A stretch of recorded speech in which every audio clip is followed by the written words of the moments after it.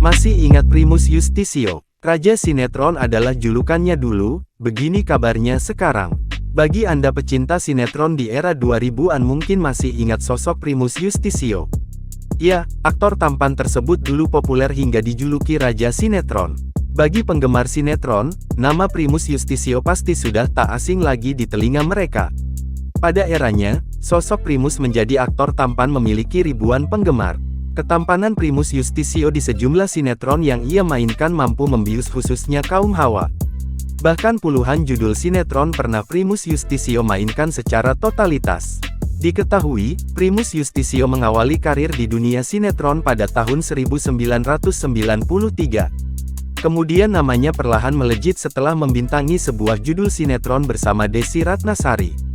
Sejak saat itu, tawaran untuk bermain sinetron membanjirinya. Kiprahnya di dunia seni peran juga membawa namanya keluar sebagai aktor terfavorit versi Panasonic Award tahun 1999. Jarang terdengar lagi, lantas bagaimana kabarnya sekarang? Lama tak menghiasi layar kaca, ternyata dirinya kini memilih untuk banting setir ke bidang politik. Suami Jihan Fahira ini memang memutuskan untuk mundur dari dunia yang telah membesarkan namanya tersebut. Menjadi seorang pejabat, Primus Yustisio nyatanya dikenal sebagai sosok yang sederhana. Kehidupannya juga jauh dari kata mewah.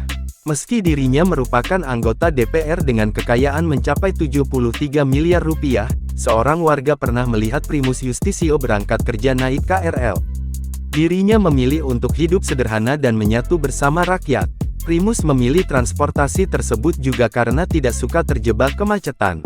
Terlebih Primus juga harus mengunjungi dapilnya di daerah Bogor yang justru lebih mudah terjangkau dengan naik KRL.